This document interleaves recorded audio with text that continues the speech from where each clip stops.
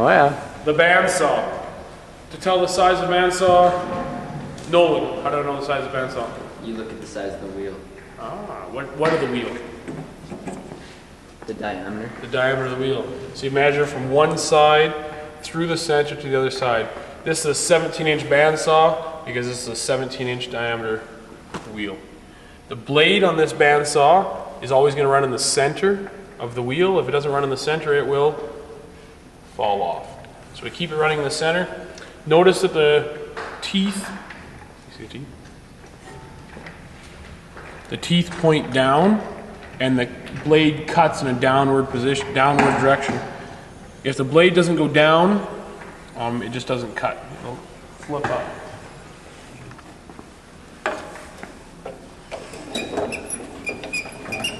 Okay, I'll cut down.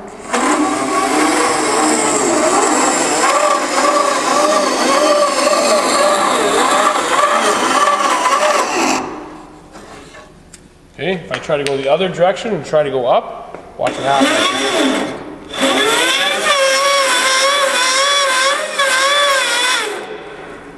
First, maybe you should unplug it before you stick your finger in there and everything.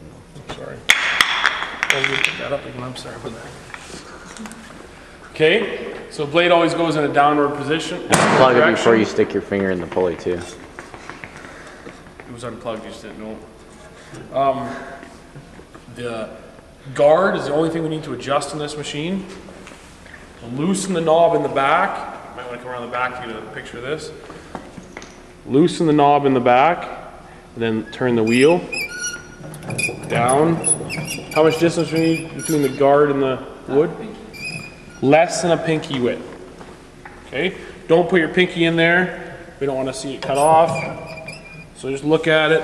Just make sure your pinky would not fit in there. Snug the nut up on the back so it doesn't come loose on you. And never put your fingers in the danger zone. Always make sure you use a sacrifice stick. Okay?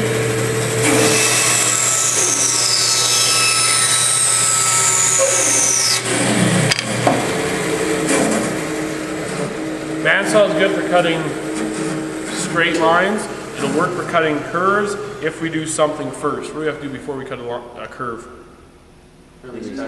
Release cuts or relief cuts, whatever you want to call them. So I'm going to cut a curve. Anyone have a pencil? Have a pencil from the glass holder?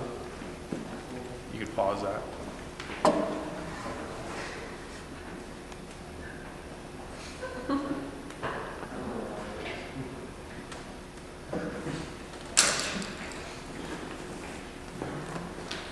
Okay, so I'm going to cut this curve. I'm going to do a whole bunch of release cuts.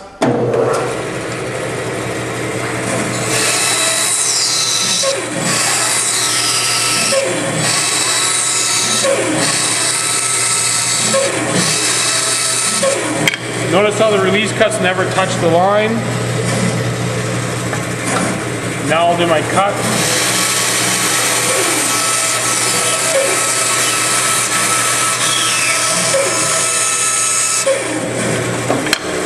As I cut, all the pieces of wood flip out and never touch the line with your saw blade also.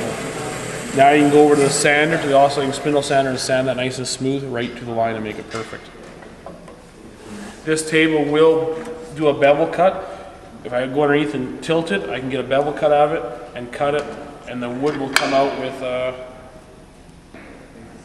angled cut on it. It's safe to do, but we don't do it because it's quicker to do on a table saw or a router table. And push sticks should always be hung back up here, ready for the next